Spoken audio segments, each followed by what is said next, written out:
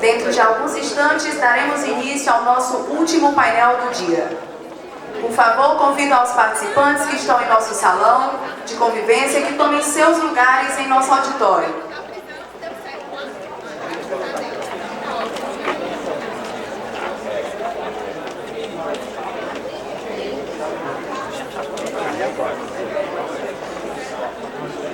Pode deixar, pode deixar. Mais uma vez, peço a compreensão dos participantes que estão em nosso salão de convivência, que tomem seus lugares em nosso auditório.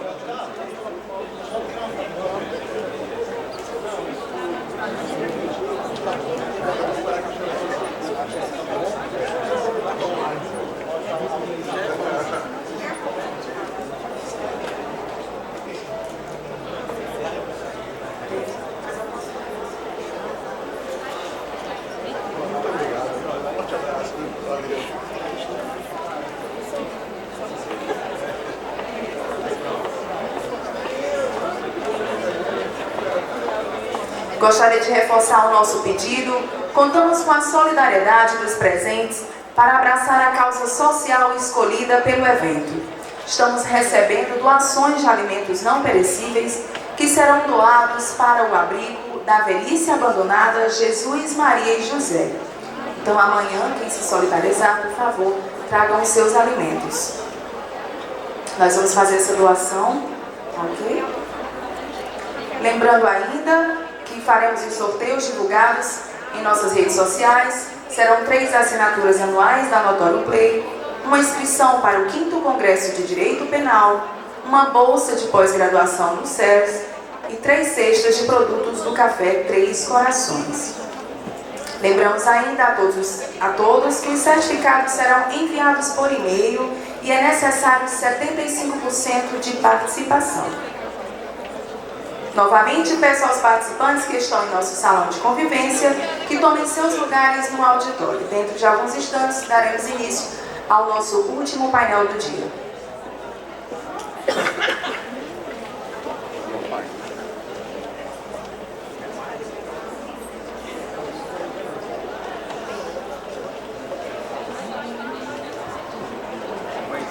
Um último aviso.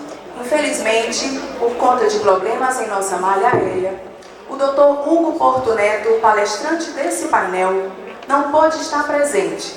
Porém, teremos a importante contribuição do excelentíssimo senhor promotor Eric Alves Pessoa.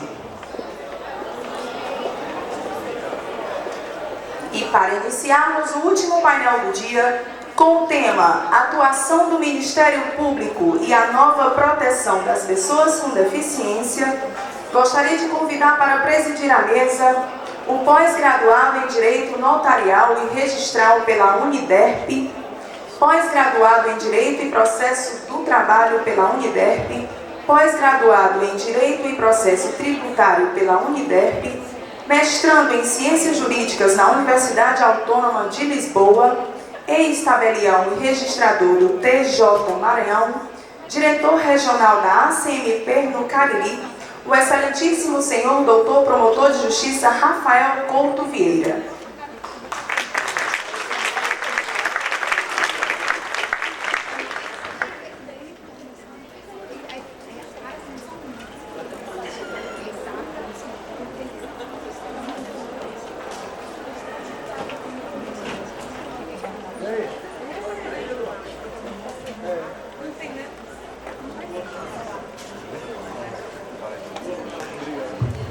Uma boa tarde a todos. Nesse momento, sem mais delongas, convido o colega promotor de justiça Cristiano Chaves de Farias para compor os trabalhos de hoje.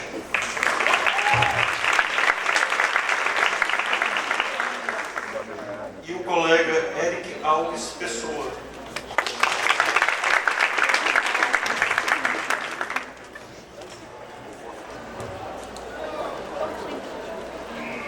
Teremos como tema, para os trabalhos que vamos iniciar agora, a análise da atuação do Ministério Público diante da necessidade de proteção de pessoas com deficiência. É um tema que que chama a atenção da comunidade acadêmica, do Ministério Público, não foge também da nossa alçada, pois temos uma atribuição constitucional de tutelar os interesses dos incapazes. E, em parte, as pessoas que têm deficiência podem vir a se enquadrar dentro desta narrativa. Agora venho a passar a palavra ao Dr. Cristiano Chaves, que possui graduação em Direito pela Universidade Católica de Salvador, em 1995, mestre em Família na Sociedade Contemporânea pela Universidade Católica de Salvador. Atualmente é promotor de Justiça do Ministério Público do Estado da Bahia, é promotor de Direito Civil da Faculdade Baiana de Direito e do Complexo de Ensino Renato Saraiva. Já lecionou em outras instituições de ensino, como a Faculdade de Direito, UFBA, Rede Telepresencial de Ensino, UFG, curso Juspódio, Centro Preparatório para a Carreira Jurídica, Unifax, Unijorge, o CESAL e é membro do IBDFAN, Instituto Brasileiro de Direito de Família. Nesse momento, passo a palavra ao Dr. Cristiano Chaves. Obrigado.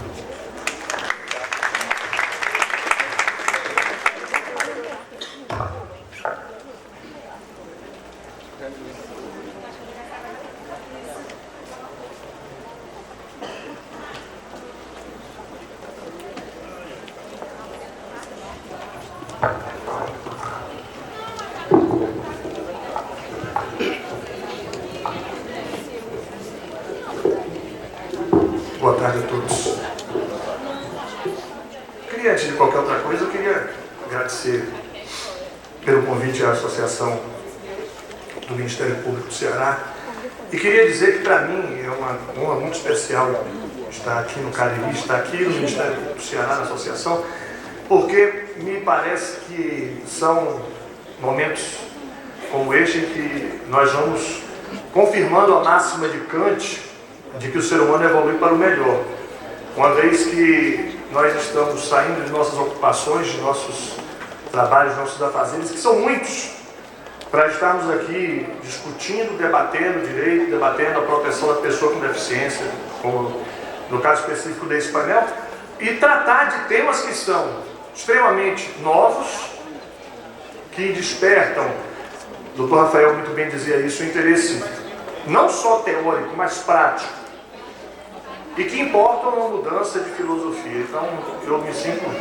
mais do que honrado, eu me sinto muito feliz de participar desse painel, desse grandioso evento. Queria saudar o Dr. Aureliano, em nome dele, todos os colegas da Associação do Ministério do Ceará, e dizer que eu fico muito feliz da nossa amizade, da nossa relação fraterna, porque vejo que o Ministério Público brasileiro evolui quando temos esse objetivo de ter debates, discussões que nos permitem uma visão mais próxima do futuro. O Ministério Público menos ligado a preocupações imediatistas e mais preocupado com a sociedade, com de fato um diálogo institucional, um diálogo entre todas as unidades. Eu acho que esse é o nosso grande e verdadeiro compromisso institucional. Então, em primeiro lugar, minha palavra de agradecimento, dizer muito obrigado pelo convite. Segundo, dizer também que esses eventos são grandiosos e propiciam momentos de grande felicidade, porque revejo os amigos do Dr. Eric e o meu amigo Nestor, que me conhece desde pequeno, ele é mais velho do que eu um pouco, então ele me conhece desde que eu era pequeno, né, Nestor? E Nestor é uma alegria enorme de ver de novo, estar perto de você. E meus amigos, eu queria anunciar que nós vamos debater hoje a proteção da pessoa com deficiência e a atuação do Ministério Público à luz do Estatuto da Pessoa com Deficiência. Mas eu queria então propor mais ou menos um mecanismo preliminar, metodológico para a nossa compreensão de hoje. É que falar deste tema de hoje vai exigir um tanto quanto de todos nós certas permissividades. Então eu queria estabelecer, como uma espécie de premissa metodológica de todos esses nossos debates de hoje, uma palavra que eu quero utilizar num sentido oposto, num sentido contrário. Eu queria estabelecer como premissa metodológica de hoje que estejamos todos abertos e que nós deixemos ali naquela porta todos os nossos conceitos prévios. E observem que propositalmente eu estou invertendo a ordem da palavra, para não dizer que nós deixemos ali fora os nossos preconceitos. Até porque preconceito é uma palavra um tanto quanto maldita. Maldita, que é outra palavra interessante, né? A gente usa a palavra maldita no sentido de coisas ligadas ao terror. Parece aquele filme de terror, O Cemitério Maldito.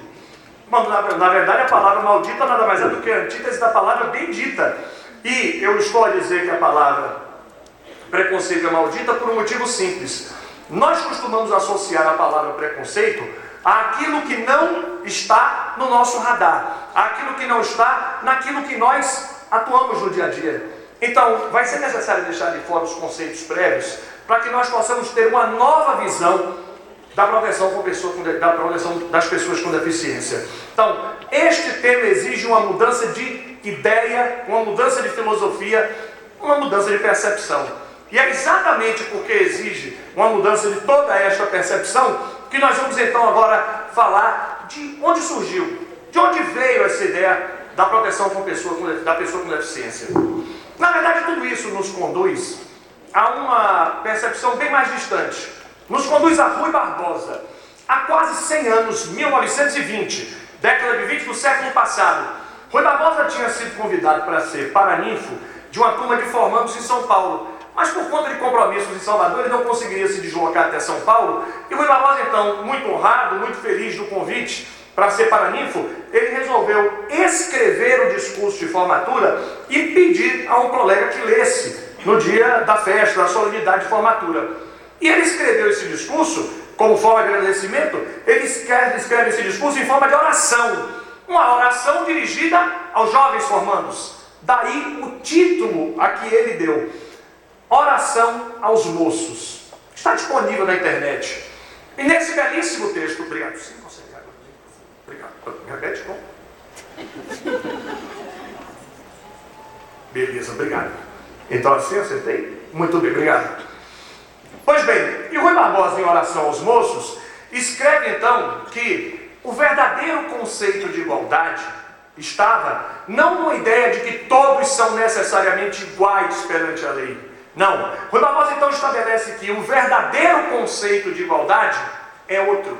Que o verdadeiro conceito de igualdade é tratar desigualmente quem está em posição desigual. Ou seja, sintetizando, a partir desta ideia central de Rui Barbosa, nós tivemos uma revolução no conceito de igualdade. E passamos a ter a ideia de que a verdadeira igualdade é o respeito à diferença. Ou seja, e tratar as pessoas igualmente é considerar em cada instante as desigualdades de cada um. E é exatamente a partir desta primitiva obra de Rui Barbosa, percebam, 100 anos essa obra se passou, e nós então passamos a ter a ideia de igualdade substancial. Igualdade substancial, ou isonomia, é exatamente essa máxima de tratar desigualmente quem está em posição desigual. E assim nós passamos a ter uma ideia. Pessoas em posição desigual são pessoas que estão em condições de vulnerabilidade. E é exatamente essa premissa da vulnerabilidade que vai ser estabelecida. Ou seja, a vulnerabilidade significa que certas pessoas precisam de tratamento desigual para compensar estas desigualdades. Isso se mostra com muito mais clareza num prisma diferenciado. Isso se mostra com muito mais clareza no prisma de certas pessoas que precisam necessariamente de uma proteção do sistema jurídico para compensar suas vulnerabilidades. Certas vulnerabilidades só podem ser compensadas com a proteção do sistema jurídico. É assim que surge então a ideia dos chamados estatutos jurídicos. Aliás, nós, do Ministério Público, temos uma relação muito íntima com os estatutos jurídicos. Os estatutos jurídicos, muitas vezes, são aqueles que entregam ao Ministério Público proteções diferenciadas. Lembremos, o Estatuto da Criança e do Adolescente, o Estatuto do Idoso, o Estatuto do Torcedor, e quantos estatutos existem no Brasil estabelecendo proteções diferenciadas para sujeitos especiais. Até porque, se a Constituição proclama a ideia de liberdade, não menos igual é a máxima de que não há liberdade sem igualdade. Obrigado.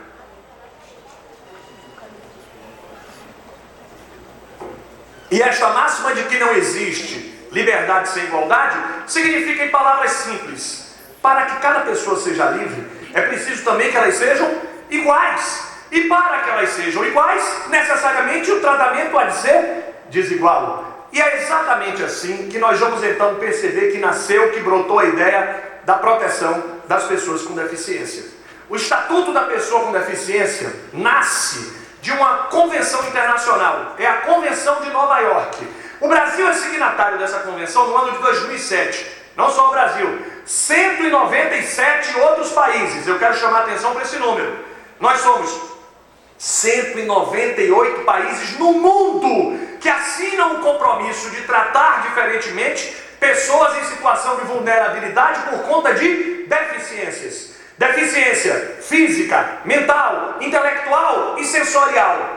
Percebam, deficiência física, mental, intelectual e sensorial significa uma ampliação considerável do conceito de deficiência. Porque, historicamente, nós pensávamos que pessoas com deficiência eram só as pessoas com deficiência mental e física. Só que agora temos deficiência física, mental, intelectual e sensorial. E assim, pessoas com deficiência são pessoas em situação de vulnerabilidade e para que elas possam exercer sua liberdade, elas precisam ter respeitado a igualdade. A igualdade substancial. Tratar desigualmente quem está em posição desigual e respeitar a diferença de cada um. O EPD, o Estatuto da Pessoa com Deficiência, nada mais é do que um compromisso jurídico assinado pelo Brasil, no plano internacional, na Convenção de Nova York, de editar uma lei interna para recepcionar esta nova forma de tratar as pessoas com deficiência. Ou seja, o Brasil está cumprindo um compromisso internacional aqui no nosso país. Nós resolvemos cumprir esse compromisso através de lei ordinária. Mas outros países, como por exemplo a Argentina, resolveram utilizar uma técnica normativa diferente. Na Argentina, ao invés de se editar uma lei, resolveu-se editar um novo Código Civil. Então alguns países entenderam que a mudança era de tal modo verticalizada que deveria se alterar o próprio Código Civil. E a Argentina então editou em 2015 um novo Código Civil para incorporar a Convenção de Nova York. No nosso caso é o EPD. E esse estatuto, esta lei ordinária, vai promover a proteção e a inclusão das pessoas com deficiência. Mas é óbvio que no Brasil é da nossa tradição, aliás, sempre que me falam, viu, Nestor, de que as coisas aqui não prestam, que o direito do Brasil não é bom, eu gosto de dizer a todo mundo que eu estou muito satisfeito com o sistema jurídico brasileiro. Olha, tem um monte de coisa que eu não concordo, tem um monte de coisa que eu faria diferente, certamente. Agora, nós não podemos simplesmente achar que nós temos um sistema jurídico péssimo e que todo mundo é melhor do que nós. Isso não é verdade. E particularmente no campo das relações do direito civil, isso se mostra com muita clareza. Nós temos no direito civil brasileiro institutos que nós não temos em lugar nenhum. Pluriparentalidade. Pluriparentalidade é a possibilidade de uma pessoa ter dois pais, uma mãe, duas mães, e um pai, dois pais e duas mães. Qual outro lugar do mundo que tem isso? Aliás, também, qual outro lugar do mundo que alguém vai querer ser pai de um filho que não é seu? Isso é tipicamente da afetividade do povo brasileiro, de recepcionar, de receber, de agregar situações familiares. Não tem em outro lugar. No Brasil, ao lado da Alemanha e da Áustria, nós somos um dos 3 países do mundo que tem divórcio sem prazo. A pessoa pode casar hoje e se divorciar amanhã. Nos outros países, na grande maioria dos outros países, tem prazo. Ou seja, não dá para reclamar que nós não temos um sistema evoluído. Agora, é claro que o que nós temos no Brasil, por outro lado, também é fruto de sermos um país com mais de 210 milhões de pessoas. Pense quantos países no mundo tem 210 milhões de pessoas morando, com diferenças culturais, regionais, econômicas, sociais enormíssimas. No fundo, o Brasil não é um país. O Brasil é um continente que agrega diferentes situações. No sul, no sudeste, no norte, aqui no nordeste, nós temos culturas diferentes. Estranho é imaginar como é que o Brasil deu certo. Porque nós tínhamos tudo para dar errado. E conseguimos dar certo sob o ponto de vista de uma unidade federativa. E é claro que essa unidade tem diferenças. Então, não há que se reclamar do nosso sistema jurídico, não. Ele pode ter imperfeições, mas ele é legal. Outro dia eu estava falando lá em Salvador, eu estou num evento aí, quando acabou, falava sobre essas experiências que nós temos tido nos últimos anos no Código de Processo Civil, no processo civil brasileiro, com o Common Law, teoria dos precedentes, decisões com efeitos vinculantes, situações que são claramente inspiradoras do sistema inglês, do Common Law. E aí eu acabei andando assim, pegar o carro, um garoto foi comigo e falou: professor, eu estou me formando, estou no último semestre, tem 5 anos que eu estou na faculdade, há 5 anos o professor diz que o Brasil é o país do Civil Law. Aí meu senhor agora fala de tudo isso do Common Law, finalmente o Brasil do Civil Law, do Common Law. Eu estou nervoso, professor, porque eu não sei mais o que fazer. E eu fiquei pensando naqueles poucos segundos que intermediavam a minha resposta. Eu olhei para ele e fiz: filho, calma, nós não somos nem do Civil Law nem do Common Law, nós somos do Tupiniquim Law. Ou seja, nós somos nós. É o nosso sistema. E nós resolvemos não editar um código novo. Isso vai prejudicar? Vai. O doutor Rafael vai ter problema no cartório. Claro que vai ter problema, porque por mais que a gente mexa no sistema, vão continuar existindo incoerências. Por exemplo, o artigo 1860, que fala sobre a capacidade para elaborar testamento. Esse artigo 1860, capacidade para elaborar testamento, diz: podem elaborar testamentos as pessoas que estiverem no gozo pleno da sua sanidade mental. Ora, se é preciso ter sanidade mental para elaborar o testamento, significa que as pessoas com deficiência mental não podem. Só que aí vem o estatuto e diz: a pessoa com deficiência mental pode praticar todos os atos que a pessoa que não tem deficiência também pode. Por isso que a Argentina mudou o código. Mas não tem problema, nós vamos interpretar. Parece também que nós temos medo, preguiça de interpretar, que a gente quer que o sistema entregue toda a interpretação na nossa mão. Façamos a interpretação. Agora, o que não me parece razoável é que no ano de 2019, ou seja, com toda a evolução do sistema jurídico, a gente tem uma convenção que estabelece regras de direitos humanos. E não esqueça, essa convenção de Nova York é a primeira convenção internacional assinada pelo Brasil que foi incorporada com status de norma constitucional. Porque a Convenção de Nova York versa sobre proteção da pessoa com deficiência e direitos humanos, foi incorporada em 2 turnos de votação com maioria qualificada, portanto atende e obedece aos requisitos da Emenda Constitucional 45, foi incorporada em sede constitucional. No Brasil, a proteção da pessoa com deficiência tem status de norma constitucional. Agora, olha como é a nossa cultura. Vai ter quem empurre e quem acha ruim? Vai. E já tem. E já tem. Naquela DIN 5357, o Supremo Tribunal Federal foi exortado a se manifestar sobre a constitucionalidade do EPD.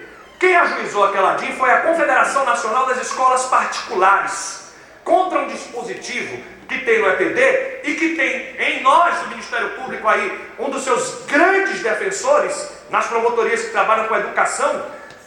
Esse dispositivo impõe a todo e qualquer estabelecimento, público ou privado, a obrigação de receber pessoas com deficiência. Repito, física, mental, intelectual e sensorial.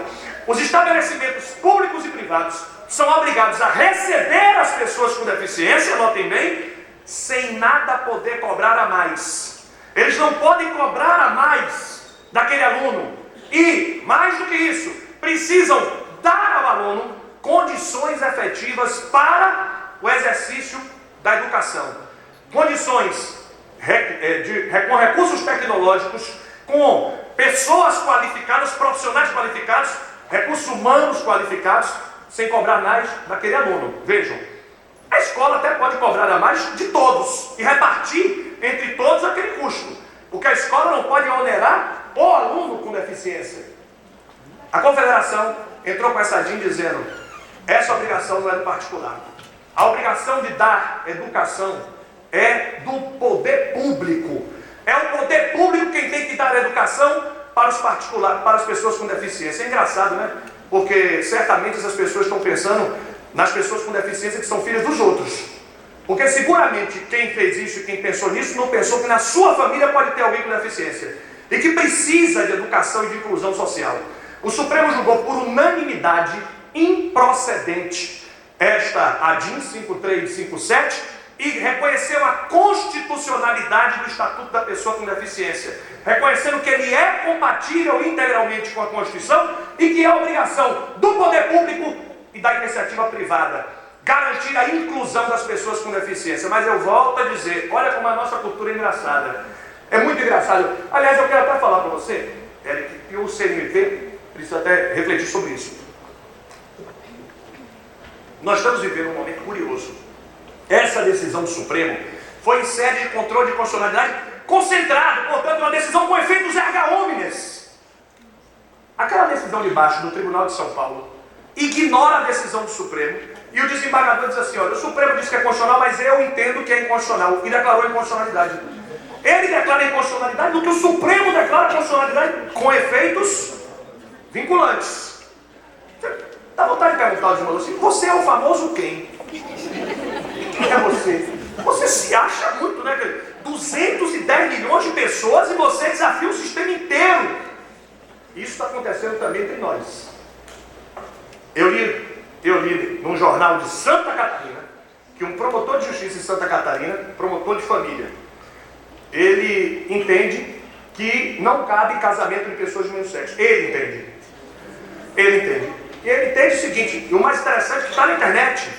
Está na internet a manifestação dele. Ele diz assim: o Supremo declarou que pode no controle de constitucionalidade concentrado, mas eu discordo. Eu entendo que o Supremo faz uma interpretação errada e eu faço a interpretação certa, não pode. Bom, aí se diz assim, tudo bem, ele faz o quê? Ele impugna as habilitações de casamento de pessoas do mesmo sexo. Impugna. Até aí, sim, eu estaria dentro de um limite de tolerância. Eu não sou igual a ele, eu estou tolerando. Aí, diz assim, então tudo bem, ele dá um parecer contra. E a juíza faz o quê? Casa. A juíza vai lá e casa as pessoas do mesmo sexo. E aí ele faz o quê? Se satisfez? Não. Aí ele entra com ação de nulidade de casamento. E a reportagem que está na internet é a reportagem de um jornal em Santa Catarina mostrando que no ano de 2018 e de 2019, em 2 anos, ele entrou com 64 ações de nulidade. Multiplique por 2, são 2 pessoas. Então você tem um impressionante número de 128 pessoas que respondem a uma ação de nulidade de casamento. E elas precisam contratar advogado, pagar despesa do processo, para exercer um direito constitucionalmente segurado. Tudo bem. Aí a juíza faz o quê? As pessoas contratam advogado, a juíza julga improcedente a ação deles. Acabou para ele? Não. Aí ele apela da decisão. Aí agora estão saindo as decisões do Tribunal de Santa Catarina, porque ele apela dizendo assim: a decisão da juíza é uma decisão contra a lei. E o tribunal está fazendo uma brincadeira, dizendo: não, a decisão da juíza é a favor da lei. É o seu recurso que é contra a lei. O grande problema é que, na minha opinião, isso expõe, não a ele nem a ninguém, expõe lamentavelmente o Ministério Público do Brasil. Porque as pessoas vão falar mal do Ministério Público. Ninguém vai saber que é uma pessoa que tem algum problema pessoal, só pode, e que não consegue respeitar o sistema inteiro. E que por isso periclita o interesse da sociedade brasileira, do Ministério Público brasileiro. Eu quero lhes dizer que me parece muito preocupante, porque discordar, meus amigos, é salutar e é saudável. É aqui, nesses eventos científicos, é aqui na academia, nesses belos debates que nós vamos expor teses, discutir com honestidade, com respeito, com alteridade. Agora, processo é coisa muito séria, porque do lado de lá do processo não tem uma página, não. Do lado de lá do processo tem vidas humanas. Pessoas que precisam ser respeitadas e que por isso não me parece que o melhor lugar para discutir as teses ou vaidades intelectuais de cada um seja junto ao Poder Judiciário. Nesse momento a gente precisa respeitar o sistema jurídico e discutir no lugar certo as nossas teses e não querer periclitar um sistema inteiro pelas nossas opiniões pessoais. Lamento, portanto, decisões como essa que ainda estão sendo proferidas. De um modo ou de outro, o que eu posso assegurar é que o Supremo já se manifestou pela constitucionalidade do Estatuto da Pessoa com Deficiência. Com isso, nós vamos ter agora um outro problema. É que o Estatuto da Pessoa com Deficiência vai estabelecer certas regras que estão desarmônicas com o Código de Processo Civil. Aqui é um problema de técnica legislativa.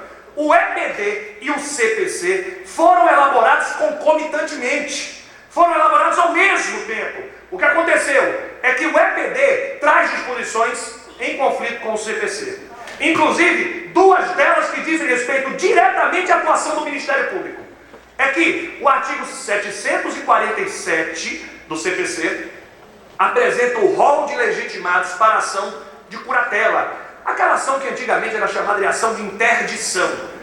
O jurista é um ser interessante. É muito interessante. As pessoas vêm perguntando, peraí, mas por que não pode mais chamar de ação de interdição? Ação de curatela, e tanta gente olha para mim, eu prefiro chamar de ação de interdição. Eu tenho dito a mesma coisa, olha, chama como você quiser. Não interessa o nome jurídico, o nome iuris pouco interessa, o que interessa é o procedimento.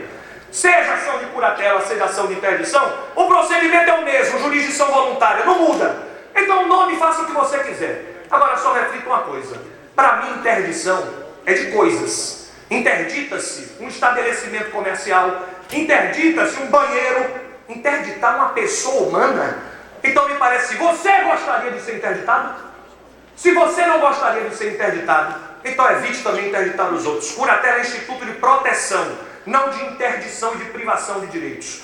Para mim a melhor expressão é a ação de curatela, que é a expressão que nós usamos na grande maioria dos países. Só que o EPD vai dizer que a legitimidade é de um jeito, o CPC de outro.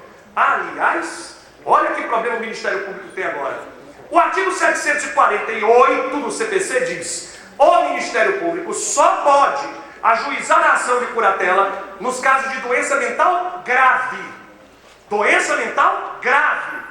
O EPD permite que o Ministério Público promova a ação de curatela sempre. Portanto, o EPD é mais amplo, mais largo. E o CPC é mais restritivo, dizendo que o Ministério Público só poderia promover a ação de curatela nos casos de doença mental grave. Explico, inclusive, aqui um problema de técnica legislativa. Quando o Código de Processo foi elaborado, os professores que debateram esse tema ficavam preocupados somente em alterar uma expressão que constava do Código Civil de 16. No Código Civil 16, o Ministério Público tinha legitimidade para a ação de curatela no caso de, atenção, doença mental grave. Doença mental grave, aí, vocês veem, então, permaneceu, mas tinha um outro acréscimo, e loucura furiosa. Imagina o que seria uma loucura furiosa. Era assim a legitimidade do Ministério Público. Aliás, eu já vi a loucura furiosa com os meus próprios olhos. Eu era promotor na cidade do interior lá da Bahia, e eu fazia o atendimento para as ações de curatela. Um dia chegou lá um senhor e disse assim: olha, eu vim aqui para o senhor entrar com a ação de curatela da minha filha, porque ela tem uma doença mental muito grave e tal. E ele começou a falar para mim, eu peguei os documentos e falei: tudo bem, mas eu não vou entrar com a ação enquanto eu não vê-la. Ela se locomove, ela pode vir aqui? Pode. Aí ele olhou para mim e falou: eu acho melhor ela não vir. Eu falei: mas eu não posso entrar com a ação. E eu fiquei muito preocupado de entrar com a ação sem olhar para a pessoa. E aí marcou um dia e tal, ele levou a filha dele. Ele falou: o senhor avisei para o senhor para ela não vir. Aí ela entrou, sentou, aí eu olhei para ela, comecei a tentar conversar com ela. Aí eu peguei um bloco de papel e caneta e comecei a riscar assim. Só que aquele barulhinho do papel na caneta despertou, lá no interior da Bahia, não sei como é que chama aqui no interior do Ceará, lá no interior da Bahia, você lembra como é que chama? Ginge. Aquele barulhinho de como se fosse giz no quadro, né? Aqui chama assim também? Ginge. Gastura. Então, é mais ou menos isso. E aí ficou fazendo aquele barulhinho, despertou alguma coisa dela. Meus amigos, eu não tenho eu estava sentado, ela pulou a mesa para cima de mim, eu estava na cadeira, ela me derrubou, porque ela ficou nervosa, ela queria tirar a caneta da minha mão, para parar o barulhinho e tal, então ela me derrubou, e aí eu caí na cadeira, bati com a cabeça na parede e tal, e a minha secretária entrou para ver o que estava acontecendo e tal, e tentou afastar, e quando a minha secretária tentou e passou a mão assim na frente dela, ela mordeu a mão, e arrancou um pedaço da mão da minha secretária, tem que ir para o hospital e tal. Aí o pai dela olhou para mim, eu disse, eu sinto. E aí nesse dia eu entendi por que o Código 16 falava em loucura furiosa para a legitimidade do Ministério Público. Muito bem, mas isso não se justifica mais. Então, nesse caso, prevaleceria o Código de Processo Civil que diz que o Ministério Público só tem legitimidade nos casos de doença mental grave, ou prevaleceria o Código Civil com a redação do Estatuto que diz que o Ministério Público tem legitimidade sempre? Acho muito interessante a posição que vem prevalecendo. Os processualistas, Fred Didier lá da Bahia, o professor Gajardoni de São Paulo, o Luiz Guilherme Marinoni do Paraná, os grandes processualistas brasileiros chegam à mesma conclusão e acho que este é o melhor caminho. É que a melhor interpretação é aplicar aqui não um critério temporal de que lei posterior revoga a lei anterior, até porque nós teremos muitas dificuldades de saber qual é a lei posterior. Porque, embora o Código de Processo tenha sido publicado antes, ele entrou em vigor depois. Porque o Estatuto da Pessoa com Deficiência foi publicado depois, mas teve uma vacatio legis menor, e ele entrou em vigor antes. E aí ficaria a dúvida, qual é a lei posterior? É a lei que foi editada posteriormente, ou é a lei que entrou em vigor posteriormente? Essa dificuldade nos conduziria a discussões impressionantes. No site do Senado, consta que o EPD revogou o CPC. E no site do Planalto consta que o CPC revogou o EPD. Para mim, nenhuma das duas é a melhor solução. A melhor solução, ao meu ver, é usar aqui o critério da especialidade. Aplica-se a norma que for mais protetiva. Portanto, amplia-se a legitimidade do Ministério Público. E o que se quer dizer com isso é, toda vez que tivermos um conflito, uma colisão, uma tensão entre o CPC e o EPD, nós vamos aplicar sempre a norma que se mostrar mais favorável. Até porque, aplicando a norma mais favorável, nós vamos ter uma grande vantagem, nós vamos maximizar a proteção da pessoa com deficiência. E é aí que surgem, então, aspectos interessantíssimos. É que, com o EPD, nós vamos ter agora um alcance estrito da curatela. Aqui é que nós precisamos, e temos o ponto alto do nosso encontro de hoje, é que nós vamos ter de desafiar tudo que vocês aprenderam. E quando eu disse no início que nós precisamos fazer uma terapia e deixar de fora o preconceito, é exatamente pelo que vem agora. Eu e cada um de vocês, nós aprendemos a teoria das incapacidades pelo direito romano. Uma teoria milenar das incapacidades, que atrelava o conceito de incapacidade ao conceito de deficiência. Incapaz era a pessoa com deficiência. Pois bem, só que agora o Estatuto rompe com essa lógica. O artigo 11 da Convenção de Nova York é de clareza solar, estabelecendo que uma pessoa com deficiência física, mental, intelectual e sensorial só pode ser reconhecida como incapaz nas mesmas hipóteses das pessoas sem deficiência. Repito, uma pessoa com deficiência só pode ser considerada incapaz nas mesmas hipóteses das pessoas sem deficiência. Em outras palavras, o simples fato de alguém ter uma deficiência não induz incapacidade. As pessoas só serão incapazes, menor de 16, absolutamente incapaz. Menor entre 16 e 18, com ou sem deficiência, relativamente incapaz. Quem não puder exprimir vontade, vai ser incapaz, relativamente. Aí um dado interessante. Imagine uma pessoa no coma. Uma pessoa no coma que não consegue manifestar vontade. Ela não tem deficiência nenhuma. Mas esta pessoa no coma que não consegue manifestar vontade, ela vai ser incapaz. Ela vai ser incapaz por não conseguir exprimir vontade.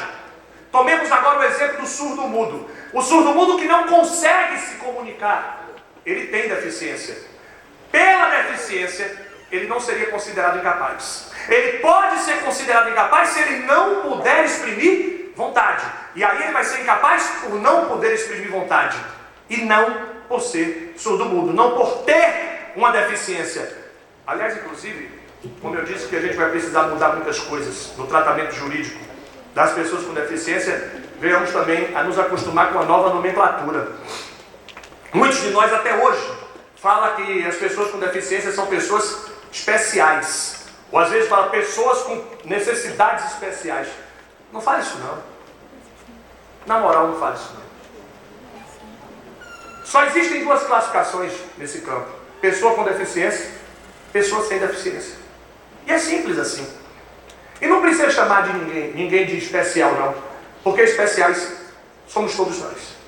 E se você não consegue entender isso pelo direito, entenda pela poesia do Carlos Drummond de Andrade.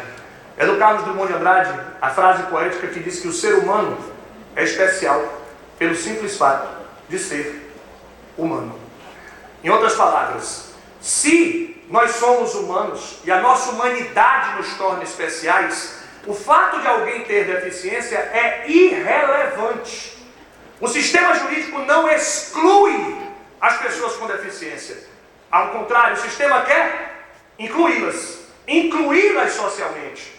Por isso que nós vamos revisitar a teoria das incapacidades. E agora, só será incapaz quem não puder exprimir vontade, com ou sem deficiência. Se tem deficiência ou se não tem, irrelevante. Irrelevante. E aí você vai dizer, peraí, Cristiano, para tudo.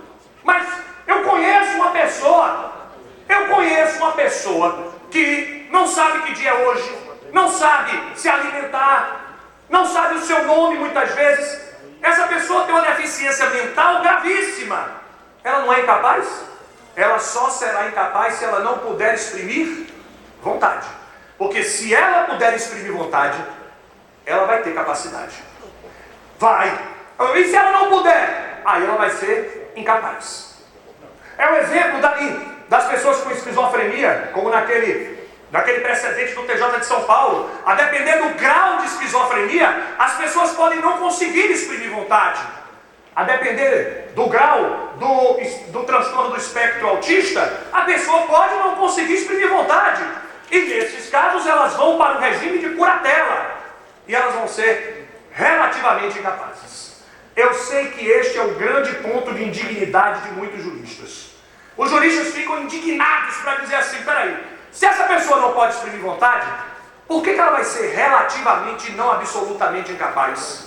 Eu lhe explico. Ela vai ser relativamente e não absolutamente incapaz porque alguma coisa ela pode praticar. Ao menos os atos existenciais. Estamos agora diante do artigo 85 do EPD. O artigo 85 do EPD estabelece: a curatela somente produz efeitos patrimoniais e negociais. A curatela não produz efeitos existenciais. Não produz efeitos. Ou seja, quando o juiz reconhece a incapacidade de alguém, está dizendo que aquela pessoa é incapaz para os atos patrimoniais.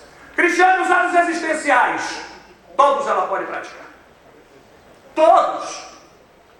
Agora, se você quer dizer, não, mas ela tem que ser chamada de absolutamente incapaz. Por quê? Absolutamente incapaz não é uma expressão aviltante.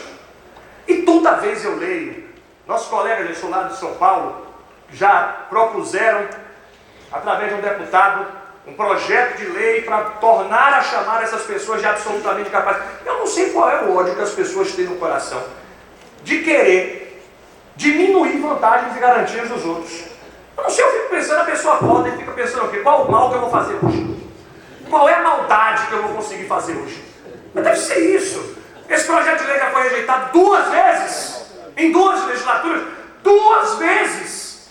Não é possível. Muito bem, eu tinha vontade, por isso que eu botei a imagem desse garoto que está ali. Esse garoto aí é brasileiro, ele é nadador paralímpico. Ele não pode mais participar de competições paralímpicas. Não pode, porque o Comitê Olímpico tirou ele das competições, porque ele nada tão rápido que o tempo dele é o mesmo que permitiria a ele participar das competições de natação das pessoas sem deficiência. Ou seja, quem tem deficiência não consegue disputar com ele, porque a marca dele é das pessoas sem deficiência. E aí proibiram ele de disputar. Eu tinha vontade de pegar todas essas pessoas que queriam chamar os outros de absolutamente incapazes e botar para disputar uma prova de natação com ele. Eu tinha muita vontade de dizer assim, olha, a depender da distância que ele ganhe, quem chegar atrás vai ser chamado de incapaz. A partir de hoje a gente vai chamar de incapaz quem chegar com a distância muito grande desse rapaz. Porque no fundo o que eu quero dizer é que cada um tem as suas habilidades, as suas capacidades. E uma pessoa com deficiência que não pode exprimir vontade, ela pode não praticar certos atos, mas ela pode praticar outros. E Cristiano, se ela não puder praticar nenhum, ela sabe dar amor e carinho. Ponto. E quem sabe dar amor e carinho não pode ser incapaz. O que não pode acontecer é continuarmos achando que os humanos são todos tratados como incapazes, como coisas. Agora, você vai pensar, peraí, Cristiano, mas o sistema pode ter um furo. Não tem problema não. Se a pessoa tem uma deficiência, pode exprimir vontade, mas precisa de proteção. Veja bem, a pessoa tem uma deficiência, pode exprimir vontade.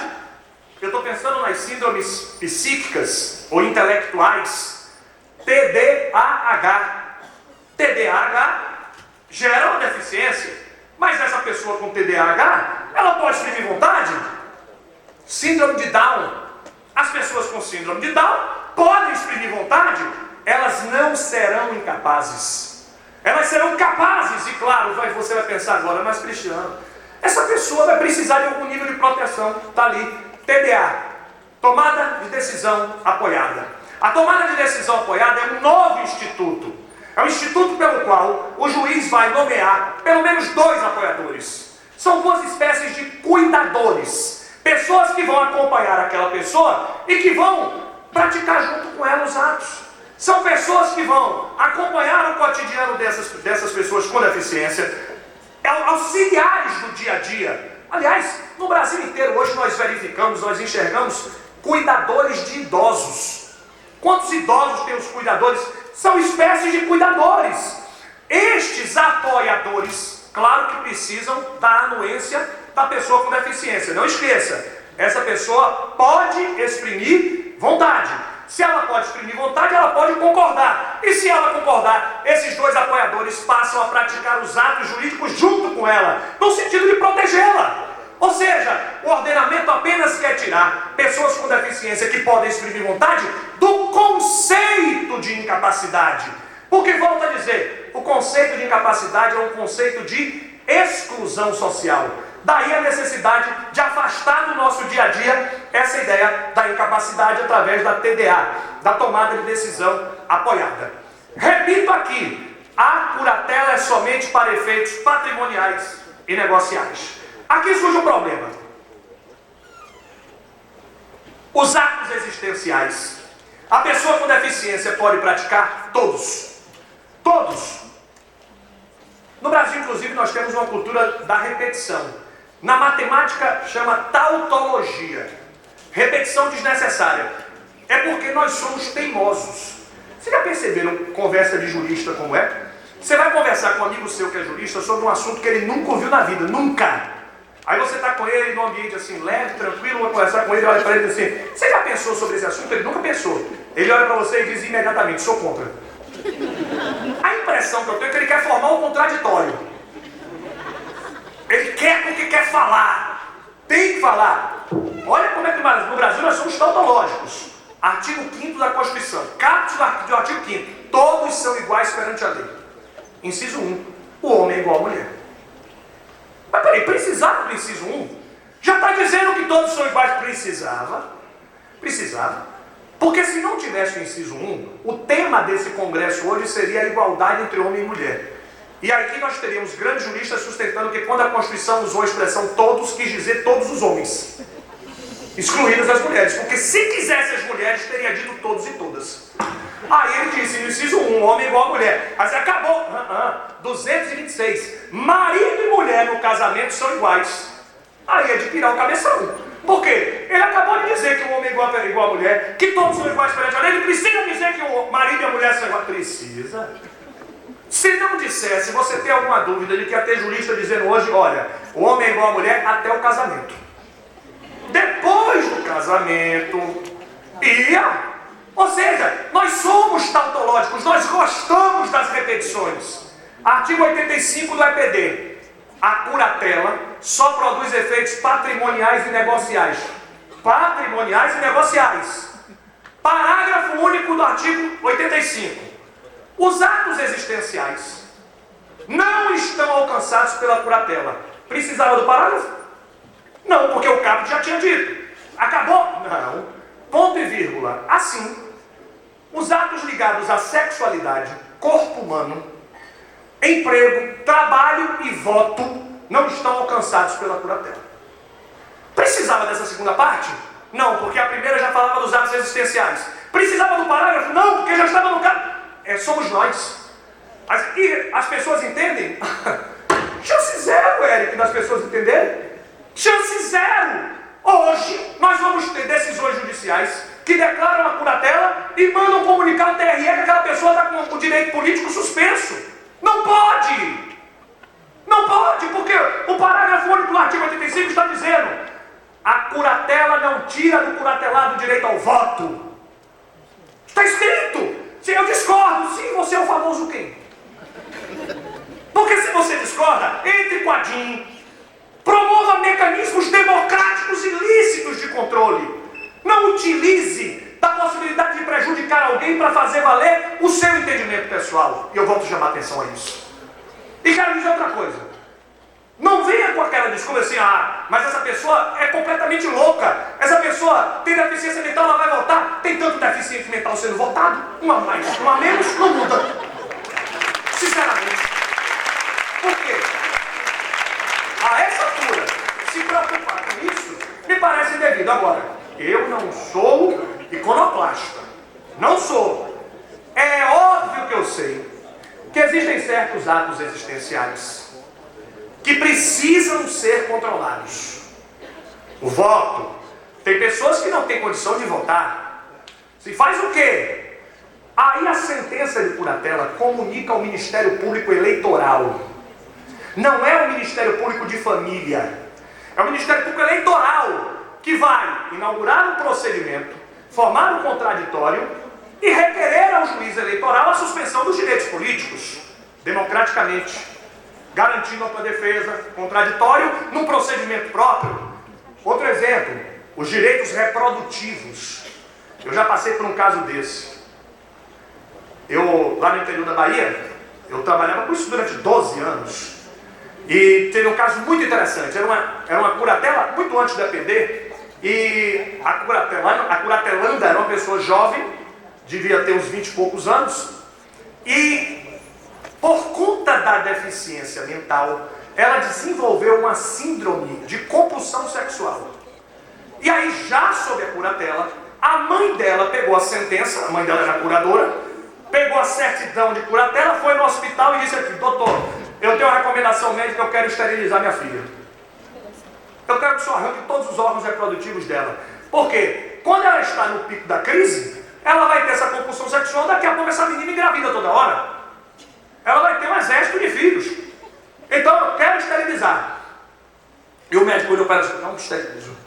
Ela vai por quê? Porque quem tem que dizer que se quer ou não é ela. Aí a mãe disse: mas ela está sob curatela? Aqui, a curatela é minha, quem decide sou eu. E o médico disse: não. Com isso aí a senhora decide outras coisas. Mas a integridade reprodutiva dela, não. E aí ela vai lá na promotoria. Olha, é interessante os colegas, né? Não sei se alguém passou por isso, mas aí ela foi lá na promotoria me procurar e disse assim: doutor, está aqui, ó. Eu vim trazer para o senhor, ele não aceitou. E ele disse que o papel do senhor e nada é a mesma coisa, que ele não respeita os seus papéis. Olha a pessoa falando, eu já sei que ela não disse nada disso. Tudo isso é ela quem está dizendo. Muito bem, no final, no fundo, ao fim e ao cabo, estava o médico certíssimo.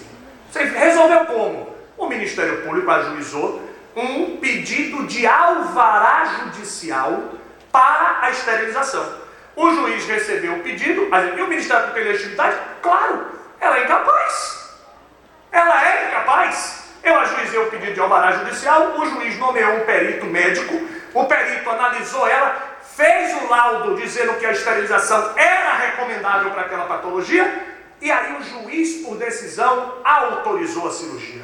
Portanto, os outros efeitos existenciais, eles podem ser privados, como o direito ao voto, como o direito à reprodução, como todos os outros direitos. Mas eles podem ser privados por decisão judicial que respeite o contraditório. Cristiano, eu não poderia acumular um pedido lá na curatela? Pode, porque se trata de jurisdição voluntária. E em se tratando de jurisdição voluntária, o artigo 723 do CPC aplica a equidade, dizendo que nos procedimentos de jurisdição voluntária, o juiz não está adstrito à legalidade, podendo julgar por equidade. Então nada impede que o juiz possa conceder uma flexibilização procedimental e julgar os dois pedidos juntos. Lembrando que será uma sentença, ou seja, formalmente a sentença é una, materialmente a sentença é dupla, porque ela julga dois pedidos diferentes, ela vai ter duas fundamentações diferentes e são duas coisas julgadas diferentes. É possível, inclusive, recorrer de uma e não recorrer da outra. Assim, nós vamos perceber que os atos existenciais também podem ser atacados, mas por decisão judicial própria. O STJ tem um precedente muito interessante que está ali, dizendo que nas ações de curatela é possível ao Ministério Público acumular, inclusive, pedidos de internação forçada.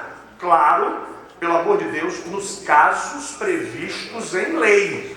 Porque a internação forçada submete-se a um rol taxativo.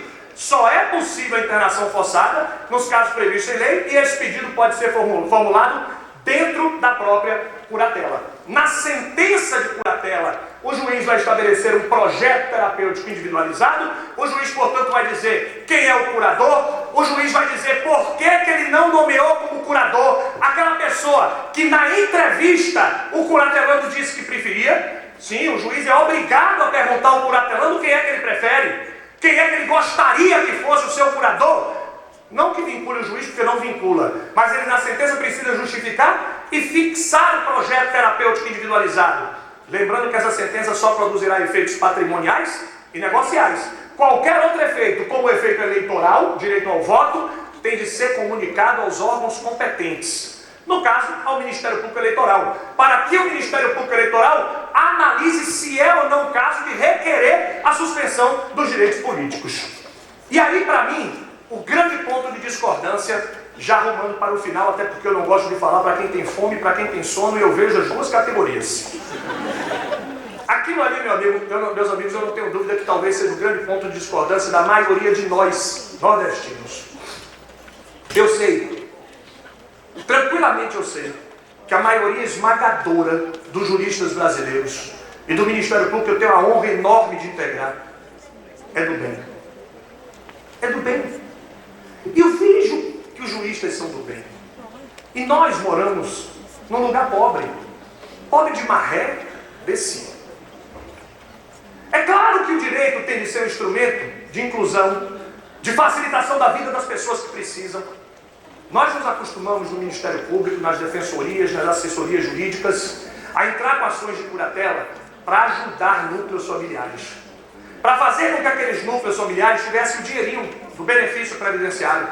Então muitas pessoas desse país estão hoje sob o regime de curatela para ajudar suas famílias, porque o dinheirinho que aquela pessoa recebe do INSS ajuda a manter não só ela, ajuda a manter muitas vezes a família inteira. E é claro que na cabeça de um promotor responsável, digno, vai passar duas vezes o receio de dizer: eu não vou entrar com a curatela dessa pessoa porque ela pode exprimir vontade. Mas e aí? Não tenha medo. Número 1, a TDA, lembram dela? Tomada de decisão apoiada. Também gera presunção de benefício previdenciário. O INSS pagará o benefício previdenciário tanto na curatela quanto na TDA. Portanto, se a pessoa estiver sob o regime da TDA, a família também vai receber o benefício. Já podemos tirar a pessoa da curatela.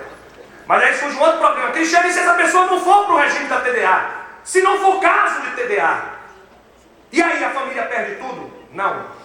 Aquelas duas leis que estão ali, elas estabelecem que a concessão de benefício previdenciário não se atrela à decisão de curatela. Portanto, mesmo que a pessoa não esteja sob a curatela e sob a TDA, a família pode receber o benefício. Pode e deve. Agora, se assim, mas e o INSS? Pronto. Aí é o problema. Eu falei que o pessoal do Ministério Público é do bem. Eu tenho certeza que o gerente do INSS é do mal. É do mal mesmo. Aliás, se tem um cidadão que vai prestar contas em outra esfera espiritual, é o cara do INSS. É porque o cara do INSS, ele se acostuma a dizer não. A pessoa chega lá, começa o nome, não! Ele não sabe nem o que a pessoa está pedindo. E vai acontecer o quê? Lamentavelmente, meu caro Aureliano, eu quero sugerir, já estou me arrumando um pretexto para voltar. Tá vendo aí?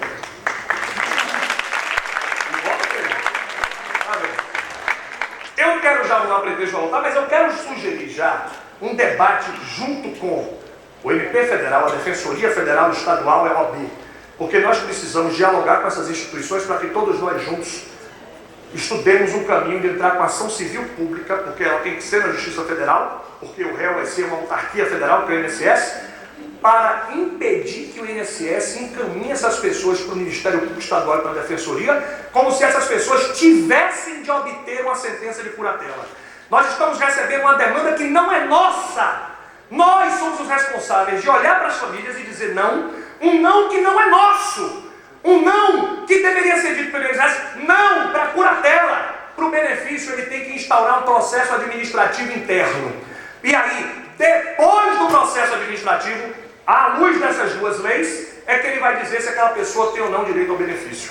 Ou seja, se ele não conceder, aí caberia um mandado de segurança individual, caberia uma demanda nos juizados especiais federais. Mas isso depois. Só que simplesmente o INSS diz o não antecipado e manda para o Ministério Público. Como se nós fôssemos os ruins, porque nós não vamos entrar com ação impedindo aquela família de receber o benefício. Me parece, então, muito importante salutar que se abra uma linha de diálogo com o INSS para que efetivamente nós possamos ter uma solução para isso. Também lembrar que a entrevista é obrigatória para que se possa ter o contato com o curatelando e que o Ministério Público não atuará mais como curador especial. Nas ações de curatela, a curadoria especial, no artigo 72 do CPC, ficará a cargo da defensoria. Onde não tiver defensoria, o juiz nomeará um advogado. Esta é a nova estrutura da ação de curatela à luz do EPD, do Estatuto da Pessoa com Deficiência. E percebam, a ideia é simples: inclusão social. E o que eu queria mesmo, meus amigos, era suscitar, provocar uma reflexão. E que, se algo puder ficar de tudo que falei, que seja só uma ideia. A ideia é que a gente precisa usar os institutos e os instrumentos jurídicos para fazer o bem pelas pessoas. O padre Antônio Vieira é um dos grandes oradores que o Brasil teve. Vieira dizia que o mundo é feito de dois tipos de pessoas: os que trabalham e os que não trabalham. E os que trabalham têm uma chance muito maior de chegar perto de Deus porque podem fazer o bem pelo seu semelhante. Nós somos privilegiados porque a nossa profissão, como poucas, permitem que nós façamos o bem pelas pessoas. Então, a grande reflexão é saber se o EPD e outras grandes normas que temos não nos permitem proteger as minorias. Num momento tão sensível quanto vivemos, de uma antipatia social generalizada, de um recrudescimento do sistema jurídico e de um ódio inexplicável. As pessoas se olham e se odeiam. Você nunca olhou a pessoa, ela lhe dá bom dia, você está pensando: o que é que essa pessoa quer me dando bom dia? Nunca me viu. Porque infelizmente o nível de intolerância é altíssimo.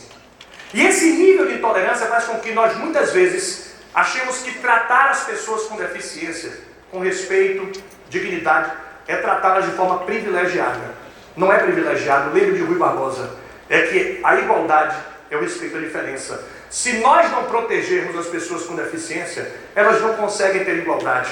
Eu fiz uma palestra uma vez em Salvador falando sobre esse tema, e quando terminou, um garoto assim me procurou e falou assim: professor, então de acordo com o que o senhor falou agora, então as pessoas com deficiência não vão ter mais aqueles estacionamentos privilegiados no shopping. Eu falei: mas por quê? Mas elas não são iguais? Eu vou para dizer: Senhor, perdoa, ele não sabe o que fala. É exatamente o contrário.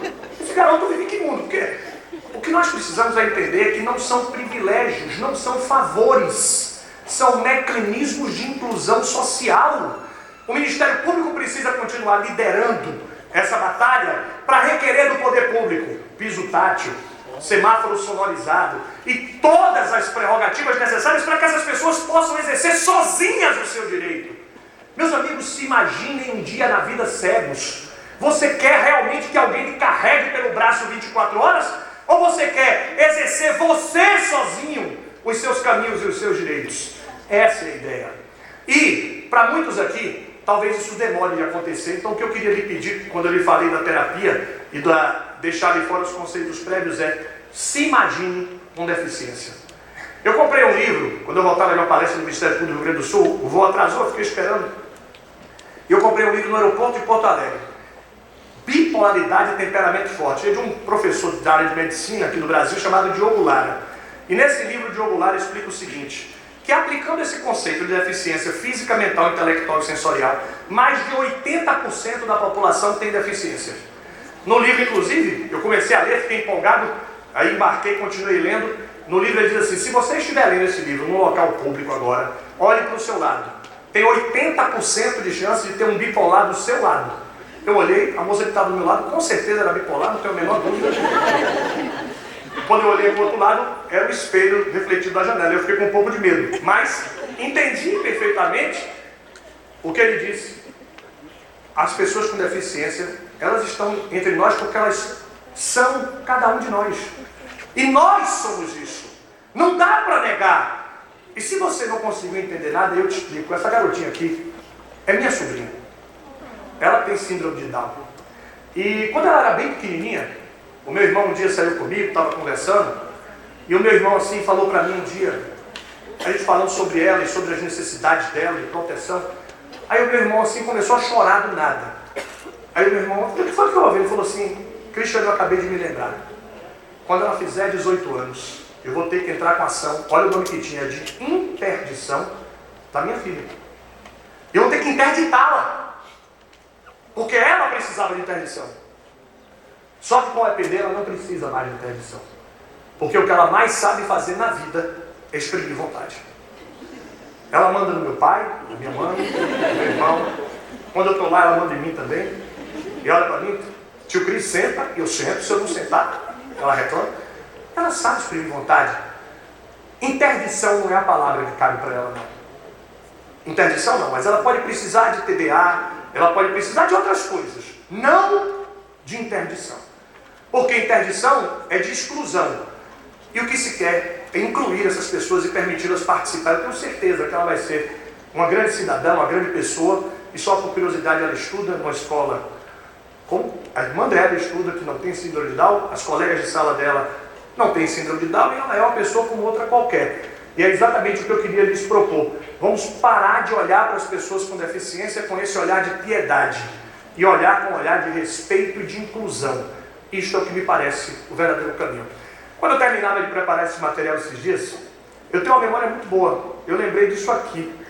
É um livro que eu li quando eu ia fazer vestibular. Esse livro é de Machado de Assis. E eu descobri que esse livro tem mais de 100 anos. O que revela, indiscutivelmente, que Machado de Assis era um gênio. Um homem atemporal. E aí eu fui lembrar da história desse livro, O Alienista. O alienista era um médico que se formou na França e que chegou para trabalhar numa cidadezinha do interior do Rio de Janeiro. E lá ele foi nomeado secretário de saúde. E ele disse ao prefeito que ele aceitaria o cargo com uma condição, desde que ele tivesse uma espécie de manicômio, como se chamava antigamente, onde ele colocaria as pessoas com deficiência para estudá-las. E aí o livro vai se desenvolvendo e ele vai internando todo mundo. Porque ele vai descobrindo que todo mundo é doido. Só para terminar, no final do livro ele interna a si mesmo, com a inteligência aguçada. Mas a melhor parte do livro para mim não é essa. Aprenda, é sensacional essa parte. Rafael, presta atenção. Para mim, a melhor parte do livro é o dia que ele interna a esposa dele. Porque ele diz assim, Aureliano, presta atenção. Ontem fui sair com a minha esposa para jantar. Me arrumei, sentei na cama e fiquei esperando ela se arrumar. Cuidadosamente fiquei observando ela. Ela demorou 40 minutos se olhando no espelho. Não pode ser normal. Ela é louca, vou interná-la. E percebam que na genialidade do Machado de Assis, a depender do conceito que nós dermos à loucura, nós vamos ter que internar muita gente. Porque ordinariamente a gente associa a loucura à ideia de diferença. O louco para a gente normalmente é a pessoa que é diferente. O louco para nós é aquele que está fora do que nós faríamos. Vejam quantas e quantas vezes eu ou vocês dizemos aos nossos familiares, aos nossos amigos, você está louco? Porque aquela pessoa faz algo que não estaria no nosso dia a dia. É exatamente essa ideia do Estatuto da Pessoa com Deficiência. É entender que o conceito de loucura é temporal e é espacial. É entender que as diferenças não podem se transformar em párias sociais. E que as diferenças não podem nos permitir tratar as pessoas desigualmente. Respeito, igualdade e a grande palavra do tempos moderno me parece ser alteridade. Respeitem, meus amigos, as diferenças. E aí diz um grande conterrâneo meu, Caetano Veloso, que essa dificuldade, ela não é jurídica não, ela é humana. E Caetano diz que Narciso acha feio o que não é espelho, e a mente apavora o que ainda não é mesmo velho. Nada do que era antes quando não somos mutantes, porque é o avesso, do avesso, do avesso, do avesso. Muito obrigado.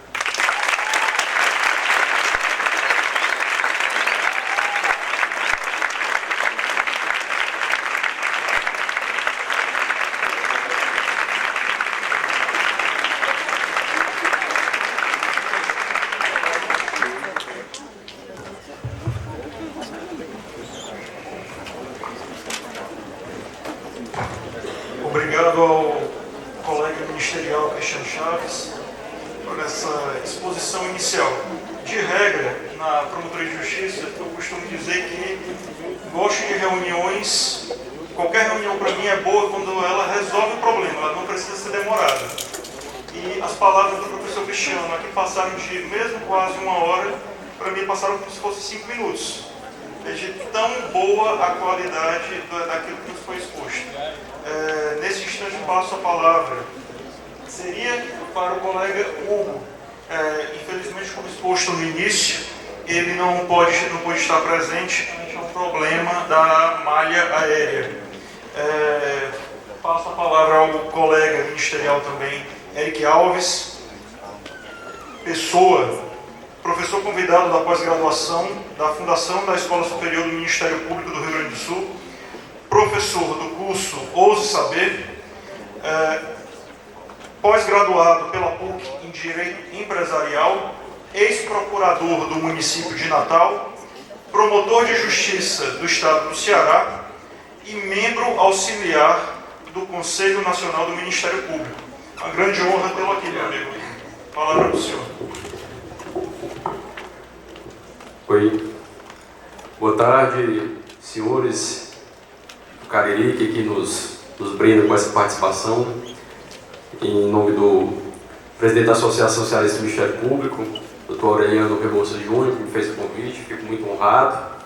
Agradeço imensamente, com muita satisfação, essa oportunidade e dividir aqui um pouco da minha coragem de falar depois do professor Cristiano Chaves, né? Ele falando de loucura, eu disse, louco sou eu que vou enfrentar esse público depois das palavras dele, né?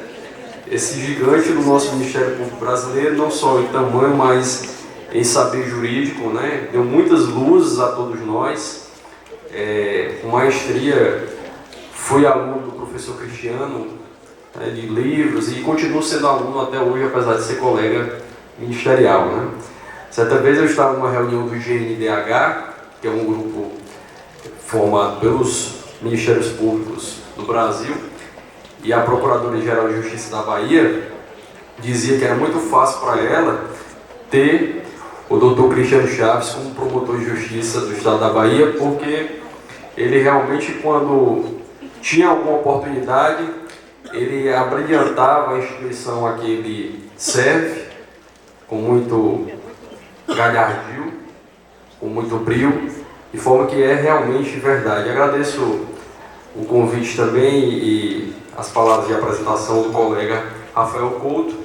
E muito bem, aqui o cerimonial já me deu 5 minutos para falar, né, porque ele sabe das minhas limitações quando comparado com o professor Cristiano Chaves. Pois bem, vamos falar aqui um pouco do Estatuto da Pessoa com Deficiência, né, da Lei Brasileira de Inclusão, e eu trago logo de pronto algumas ponderações que eu tenho em relação da minha própria experiência de vida. Eu tenho um cunhado que ele é deficiente, ele é uma pessoa com deficiência, ele teve poliomielite há 1 mês de vida, e à época, ele hoje deve ter algo em torno de 46, 47 anos, as crianças só podiam se vacinar aos 3 meses. E a mãe dele me falou, Eric, eu tinha que esperar os 3 meses porque não poderia dar vacina de poliomielite, mas ele contraiu aquela doença há 1 mês. Então ele tem a perna atrofiada, ele anda fazendo um movimento pendular, já fez diversas cirurgias, mas ele hoje possui um cargo de destaque, concursado, mas possui funções no Ministério da Saúde. Ele lidera vários desses programas nacionais de combate às mais diversas doenças. Ele é doutor, né, mestre, doutor, porque ele teve ações afirmativas, positivas, proporcionadas pelos pais dele. Aquilo que o professor Cristiano Chaves nos falou, que é papel de toda a nossa sociedade, de todo o Estado brasileiro, ele teve a sorte, a dádiva dos pais poderem a ele proporcionar. Então, ele conseguiu frequentar uma escola, ele conseguia se locomover e se submeter a diversas cirurgias, mas sempre a mãe e o pai acompanhando. Como também tem um cunhado, até o colega Herbert conhece, o Diogo, esposo da minha irmã, que ele tem também 2 irmãs e uma delas Down.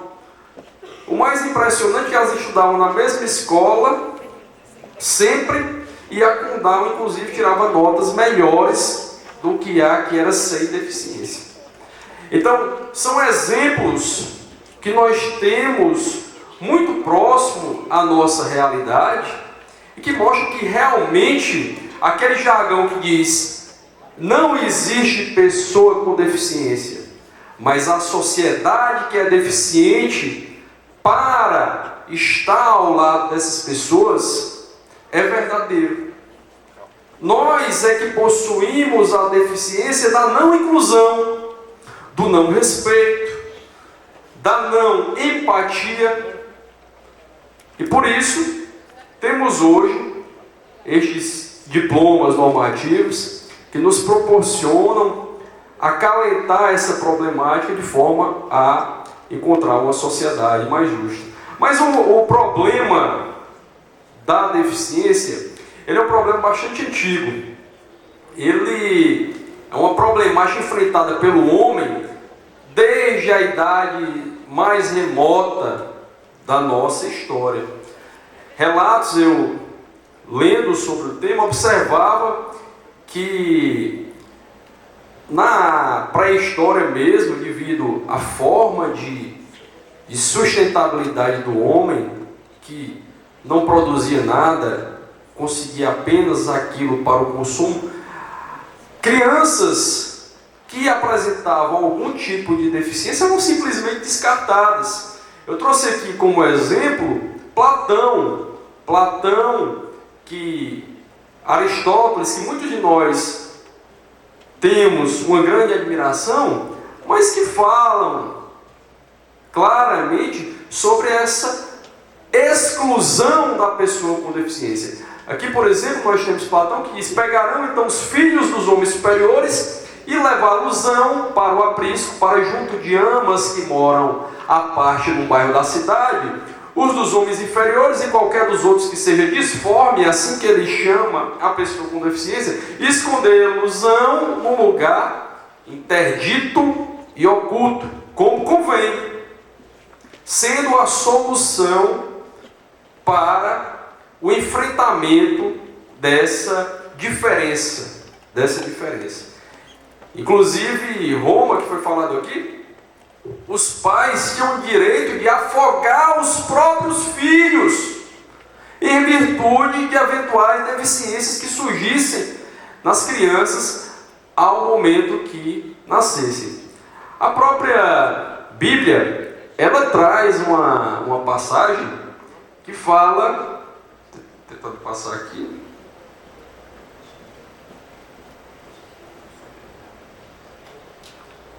a própria Bíblia, ela tem uma passagem que mostra no Evangelho de João a situação dos cegos, e que é muito comum isso ser enfrentado em nossa sociedade.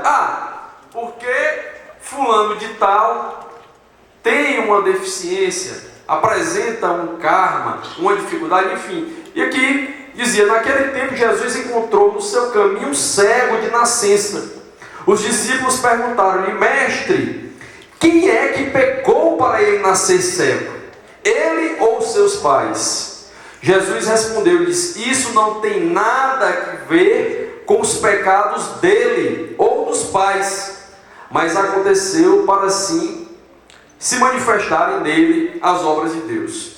Enfim, é uma situação que é enfrentada há muito tempo pelos homens, mas no momento moderno, já fazendo um avançado, o mundo contemporâneo começou a observar com olhos mais focados a situação de enfrentamento das pessoas com deficiência e sua inclusão no meio social a partir da Segunda Guerra Mundial. A partir da Segunda Guerra Mundial, a ONU, em 1946, verificando aquela situação que envolvia várias pessoas mutiladas de um pós-guerra recente, e se eu preciso incluir, são heróis, são soldados e são vítimas daquela situação de guerra. E a partir desse momento, começou-se a instruir os núcleos de conferência da ONU na situação de enfrentamento da problemática das pessoas com deficiência. Nós tivemos então alguns marcos em 1971, a Declaração do Direito de Pessoas com Deficiência com Retardo Mental, em 1965 a Declaração de Pessoas com Deficiência e em 1981 o Ano Internacional das Pessoas com Deficiência. Quando a ONU ela tem essa atitude de colocar em sua agenda uma pauta, ela precisa fazer isso para chamar a atenção das organizações internacionais, dos estados, da sociedade civil organizada, do mundo, do globo, dos seus 198 países, numa situação de clareza em relação àquela dificuldade que se encontra e que precisa de uma solução. Então, a partir deste momento de um pós-guerra, foi que realmente a nossa sociedade contemporânea começou a avaliar e preocupar-se nessa situação de inclusão verdadeira das pessoas com deficiência.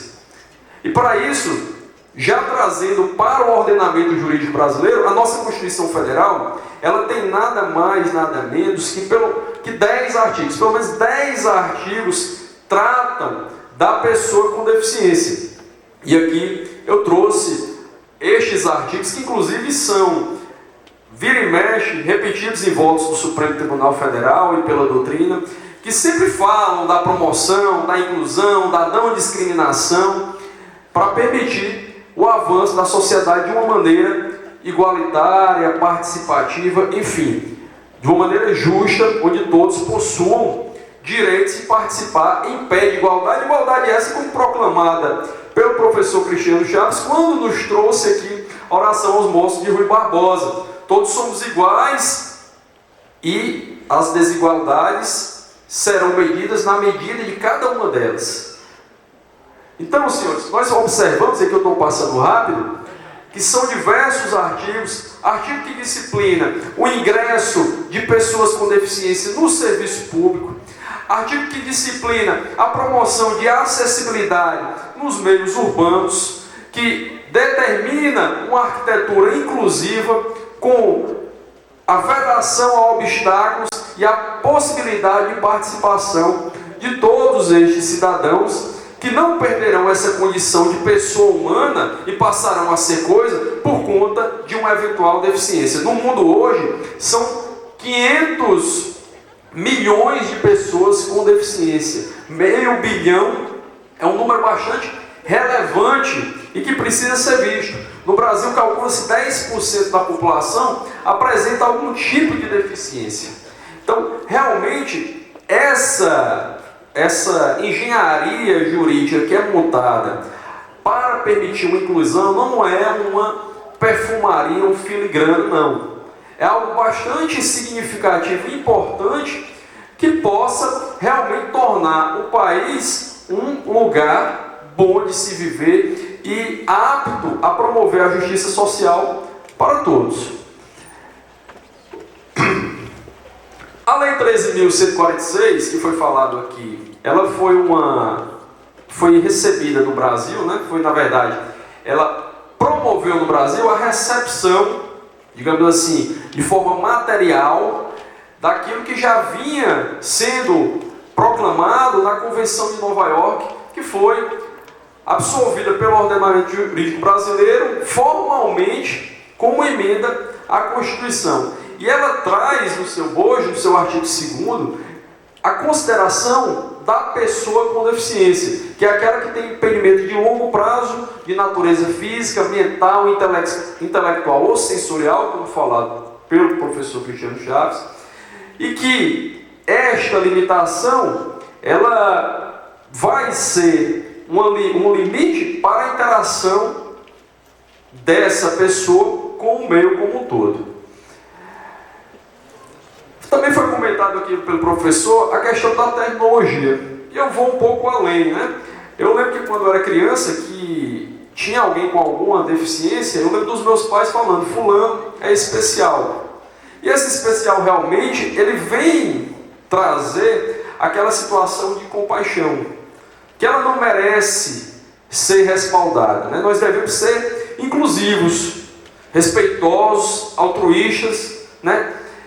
Altivos, no sentido de uma igualdade, mas não no sentido de compaixão, de piedade, porque nada disso vai fazer com que aquela situação seja realmente vencida, a situação de discriminação que sofrem diversas pessoas que possuem deficiência. Então, nesse avançar do tempo, várias tecnologias foram utilizadas, especiais, pessoas portadoras de deficiência, que dava uma ideia equivocada de que havia uma faculdade da pessoa importar, como se aquilo ali fosse algo móvel que o indivíduo pudesse ter a vontade de levar consigo a tal deficiência. Depois, pessoas com necessidades especiais, que na década passada se parecia uma tecnologia muito moderna, até voltar para a situação de pessoa com deficiência. Sabendo dessa situação, nós temos aqui alguns casos que foram bastante emblemáticos que o Supremo Tribunal enfrentou. O primeiro deles eu trouxe apenas para ilustrar, que fala da disponibilidade de cadeiras adaptadas para alunos com deficiência física. E o Estado ele acreditava que não poderia haver aquela lei local, ela era incompatível com a Constituição, porque onerava, né, sempre promovida pela Confederação das Escolas Particulares, onerava a atividade empresarial educacional. E o Supremo entendeu que realmente deveria haver essas cadeiras acessíveis a essas pessoas com deficiência, a fim de garantir a inclusão já pretendida pela Constituição e pretendida pela lei brasileira de inclusão. Nós vimos alguns julgados também muito interessantes, mas esse eu não trouxe, mas me chamou muita atenção um julgado que ele mostra muito bem o entendimento do Supremo Tribunal Federal ao tratar dessas questões relacionadas à inclusão da pessoa com deficiência. No estado de Minas Gerais, houve uma lei local a fim de determinar que o transporte coletivo tivesse acessibilidade plena para as pessoas com deficiência. E como todos nós sabemos, a competência para legislar sobre trânsito e transporte é privativa da União. Acontece que, para uma interpretação conforme, o Supremo Tribunal Federal disse, bem, a competência para legislar sobre trânsito e transporte é da União, mas existe uma competência concorrente entre os entes federativos para legislar sobre pessoas com deficiência, para promover a sua inclusão junto à sociedade. E, portanto, aquela norma ela foi também considerada constitucional pelo Supremo Tribunal Federal. Por fim, nós temos essa ação direta de inconstitucionalidade, que foi sobre a questão das matrículas e das sobretaxas relacionadas a pessoas com deficiência. E aqui me chama muita atenção, e até para poder encerrar de uma forma breve, um trecho do voto do relator, né, para o acordo, que foi o ministro Edson Fachin. Eu coloquei um pouco de destaque, mas ele fala com bastante maestria sobre tudo isso que nós ouvimos aqui do professor Cristiano Chaves, tudo que refletimos sobre o processo de inclusão. Ele diz, o respeito à pluralidade não prescinde do respeito ao princípio da igualdade. E na atual quadra histórica, uma leitura focada tão somente em seu aspecto formal não satisfaz a completude que exige o princípio. Assim, a igualdade não se esgota com a previsão normativa de acesso igualitário a bens jurídicos, mas engloba também a previsão normativa de medidas que efetivamente possibilitem tal acesso e sua efetivação concreta. Aqui ele vai até com um tom de poesia, continuando sua decisão. O enclausuramento em face do diferente furta o colorido da vivência cotidiana, privando-nos da estupefação diante do que se coloca como novo, como diferente. É somente com o convívio com a diferença e com o seu necessário acolhimento que pode haver a construção de uma sociedade livre, justa e solidária, em que o bem de todos seja promovido sem preconceitos de origem, raça, sexo, cor, idade e qualquer outra forma de discriminação. Senhores, isso era o que eu tinha aqui para trazer informação sobre, até porque ficou muito difícil falar depois do professor Cristiano Chaves. Inclusive, eu até estava falando com ele no carro, ele veio comentando comigo: meu amigo, você não pode falar tudo, que você vai até... O pessoal não vai mais assistir sua aula nem ler seus livros, que você é muito didático, a gente aprende muito rápido. Então, eu deixo aqui essa minha contribuição, agradeço a presença de todos, a atenção e o convite da Associação Cearense, que despeço os senhores, me colocando à disposição.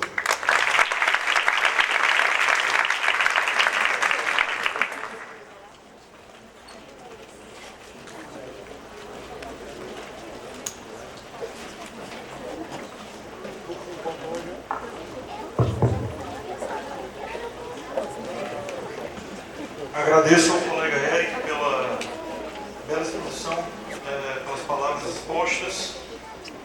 E neste momento, antes de passarmos às indagações finais, algumas perguntas que foram feitas direcionadas ao professor Cristiano Chaves, aproveito a oportunidade para cumprimentar e agradecer também a ACNP, pois fez um trabalho hercúleo para poder construir este momento, esse congresso o qual nós vivemos hoje, um congresso que há 10 anos não se realizava na região do Cariri, em parceria com o co-realizador, dá um passo atrás, cumprimentando dessa forma o nosso presidente, Aureliano Rebouças, cumprimento também o co-realizador, o Ministério Público do Ceará, na pessoa do PJJ, colega promotor de justiça, Plácido, cumprimento os demais colegas ministeriais, servidores, cumprimento ao público que aqui está, que sem vocês esse momento também não existiria.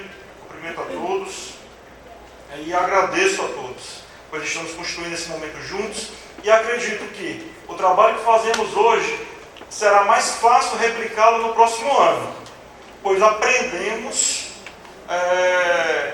só repetir algo é bem mais prático do que pegar e fazer pela primeira vez, e praticamente dessa vez criamos novamente esse congresso.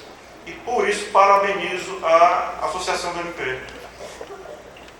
Quando nós vivenciamos a proteção de pessoas, o Estado ele pode vir a exagerar, tal qual um pai quando vem a tomar conta de seu filho. O pai que muito toma conta do filho, ele prejudica. E essa era a visão que a lei tinha sobre as pessoas que tinham alguma deficiência.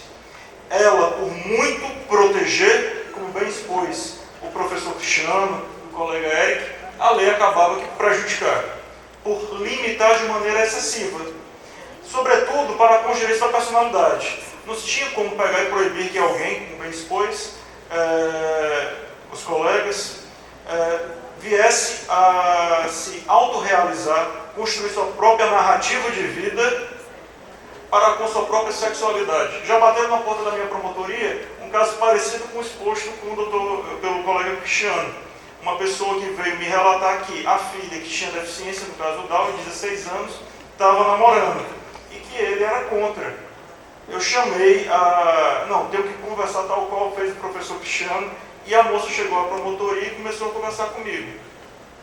Ela tinha alguma limitação, mas eu perguntei a ela sobre questões de se ambientar, saber se ela tinha como se localizar no tempo e espaço, e ela conseguiu fazer isso de maneira bem simples.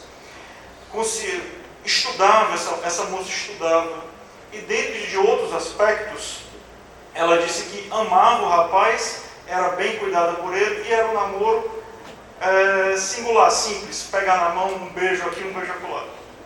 Como é que se pode proibir isso? Isso seria uma ruindade, seria um excesso do Estado. E nós estamos aqui para promover justiça. Esse é o papel de todo e qualquer promotor. Tendo colocado essa pequena pontuação, tendo visto essa realidade daquilo que foi exposto pelos colegas, passo agora a uma indagação que foi exposta e direcionada ao professor Cristiano.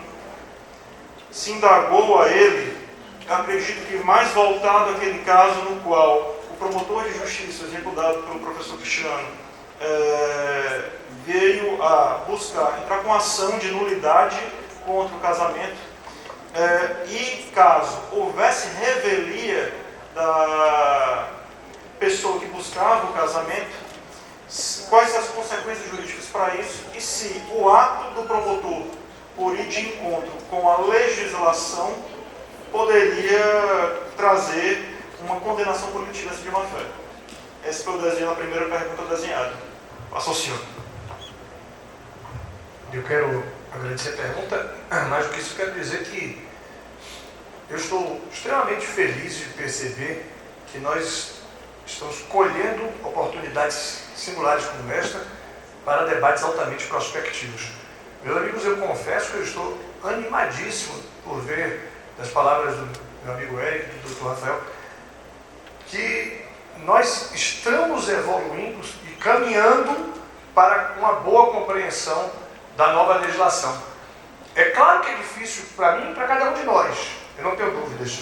Eu não tenho dúvidas que é muito difícil desaprender. Aliás, um grande educador, para o nosso orgulho da língua portuguesa, o Boaventura de Souza Santos, ele sustenta que é muito mais difícil do que aprender, é muito mais difícil aprender por quem já sabe. E ele diz que é muito mais fácil então ensinar a quem nada sabe. Porque para ensinar a quem já sabe, é preciso que aquela pessoa desconstrua o conhecimento para em seguida construí-lo. Então é lógico que é muito difícil para todos nós apagar da nossa tela da imaginação a histórica teoria das incapacidades. Até porque aquela teoria das incapacidades, isso que eu falo agora, Rafael, com muita clareza, ela não era a teoria do mal. Na sua metáfora do pai que excessivamente ama e dá afeto, enxerga-se com clareza o que era exatamente esse sistema tutelar e protetivo. Ou seja, nós tínhamos um Estado extremamente intervencionista, mas não era pelo mal não, era pelo bem. Só que o que nós precisamos perceber é que essas pessoas que estão enquadradas nessa categoria, elas precisam ter emancipação e exercício. Eu estou muito animado de ouvir essas palavras, muito animado de perceber toda esta reflexão e esta permissividade que estamos tendo. Vamos nos permitir enxergar um novo sistema jurídico. Quanto à pergunta, de fato é interessante, a revelia nesse caso em nada alteraria por conta do comando do artigo 345 do Código de Processo. O artigo 345 do Código de Processo diz que nas ações que versem sobre direitos indisponíveis, e a ação de anulação de casamento versa sobre direitos indisponíveis, a revelia não produzirá o efeito da confissão ficta. Portanto, todos os fatos continuam controvertidos e o autor da ação, nesse caso o Ministério Público, continua com o ônus de prova. Então, não alteraria em nada a necessidade de produção de provas e o eventual resultado da demanda. No que diz respeito à outra parte da indagação, quanto ao ônus de sucumbência, aí, doutor Heleno, outro tema fabuloso que nós precisamos enfrentar com honestidade, deixar as vaidades do lado de fora. Se for o caso, sabe, Heleno, vocês assim, todo mundo de camisa polo, camiseta, para poder não se achar no dia assim, é discutir com honestidade intelectual. Temos dois precedentes a enfrentar, perigosíssimos para nós do Ministério Público, para a sociedade brasileira. Uma decisão do Supremo Tribunal Federal, da relatoria do ministro Toffoli, que condenou o Ministério Público de Pernambuco em litigância de má-fé. Condenou em litigância de má-fé, determinou que descontasse do 2º a condenação. E essa é uma decisão extremamente preocupante para nós. E a segunda decisão do STJ, uma decisão recente, desse ano de 2019, a do Toffoli de 2018, a do STJ de 2019, é uma decisão que manteve o indeferimento judicial de uma perícia requerida pelo Ministério Público com dinheiro do Estado. O Ministério Público não tinha dinheiro para custear a perícia, requeriu que o Estado fosse condenado, o STJ indeferiu, dizendo que perícia do Ministério Público tem que ser paga pelo dinheiro do Ministério Público. Então, em ambas as oportunidades, eu estou aqui suscitando que nós vamos ter de estreitar os diálogos e começar a conversar de forma aberta e transparente para saber para onde nós iremos. Evidentemente, em linha de princípio, mesmo sendo vencido nessas 64 demandas que ajuizou, o Ministério Público de Santa Catarina não será condenado no ônus da sucumbência, incidindo a legislação processual. O problema é que nós estamos começando a ter precedentes perigosos em sentidos contrários. E o que me faz refletir é, de fato, demandas temerárias como esta é que talvez sejam incentivo para essas teses contrárias. Porque é óbvio que é natural vencer e perder uma demanda. O resultado de uma demanda é aleatório. Não porque o autor da ação consiga controlar o resultado, porque não consegue. Porque se fosse do contrário, o autor ganharia todas. Evidentemente, fatores endógenos e exógenos podem influenciar uma decisão judicial. Agora, em casos como este que eu apresentei, de fato, fica muito difícil para o Ministério Público sustentar que nós não estamos utilizando o aparelho judicial, sabendo que a demanda será fadada ao fracasso, ao insucesso. Por conta dessas demandas, me parece que esses precedentes vão se abrir. Agora, com base no direito positivo posto, que é o Código de Processo Civil e as leis de ação civil pública e no Código de Defesa do Consumidor, o Ministério Público não sucumbiria no ônus da sucumbência, mesmo que vencido nessas demandas. Perfeito, professor Cristiano. Neste momento me foi indicado pelo cerimonial que, pelo tardar do horário, as demais perguntas vão ser encaminhadas para o e-mail do senhor e as respostas serão encaminhadas por e-mail às pessoas que as fizeram. Neste momento, devolvo a palavra ao cerimonial. Agradeço muito este momento. Obrigado. Obrigada. Para o registro desse momento, como forma de gratidão pela contribuição tão importante dos palestrantes, convido o excelentíssimo senhor doutor promotor de Justiça Francisco das Chagas da Silva, da 3ª Promotoria de Justiça de Barbalha, para que, juntamente com o presidente da mesa, sejam entregues os certificados de participação. Convido também o anfitrião, por favor, doutor Aureliano.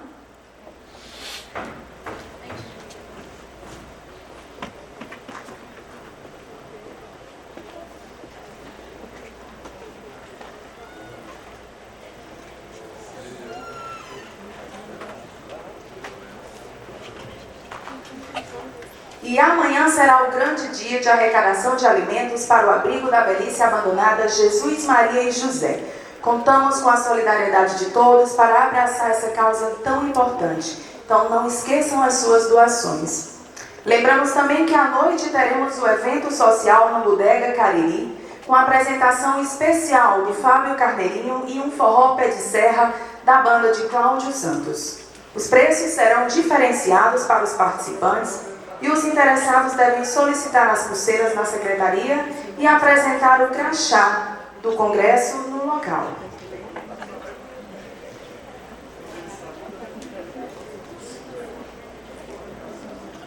Doutor Aureliano, podemos fazer alguns sorteios? Claro. Então, nesse momento, nós iremos fazer alguns sorteios. Eu pedi permissão ao doutor Aureliano para nós fazermos uma quebra de protocolo. Um dos sorteios seria uma... Sim, claro, professor Cristiano, por favor, permaneça aqui conosco para o senhor abrilhantar esse momento. Seria uma assinatura anual da Notorium Play. E nós temos aqui um exemplo. Gostaria só de pegar, por gentileza, o nome dela aqui um momento.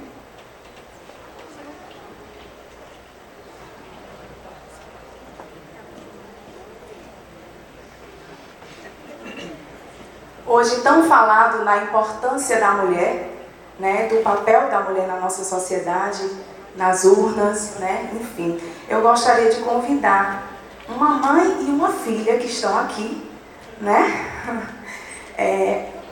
A filha já está na pós-graduação em Direito e a mãe, seguindo os passos da filha, está no 1º semestre. Uma da URCA e a outra da Faculdade Unileão. Então, por gentileza...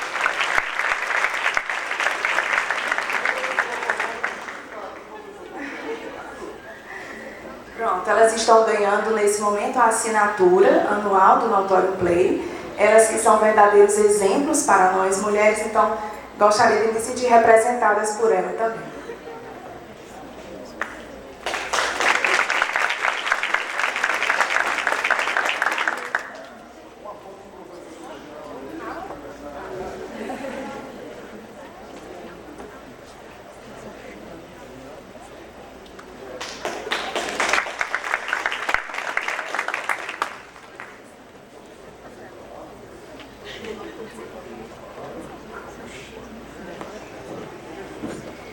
iremos também sortear agora os 3 cestos de café das Três Corações, tá? Vamos somente verificar aqui, vou pedir ao professor Cristiano que me ajude. Nomeie como aquela da plateia, né? Uma numeração de fileira e poltrona, por favor.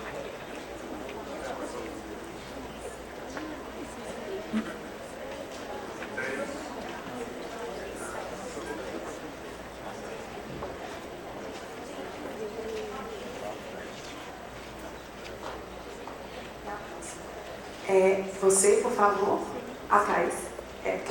Isso, você. Por favor. A cesta do café Três Corações. Essa foi a fileira que o doutor Cristiano escolheu. Tá.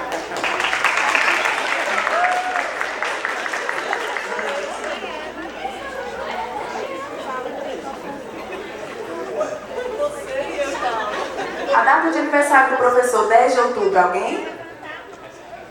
10 de outubro? Quem se aproximar? 11. 19. Alguém mais de outubro? 11. 24. 11. De 11, por favor.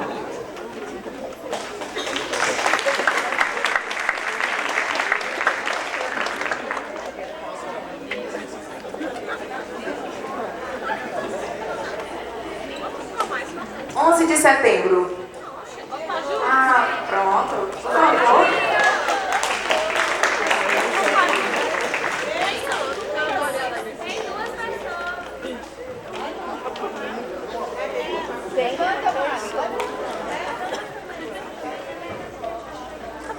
E amanhã nós teremos mais sorteios, tá? Novamente nós pedimos a... Ah, do dia 11? Dia 11? Pronto, então por favor, pode vir também. 2 do dia 11 do Felício. Isso, perfeito. E amanhã, lembramos também que nós vamos ter outros sorteios. Nos encontraremos na Bodega Cariri. Aguardamos todos, desejamos uma excelente noite. E amanhã o nosso encontro será às 8h30.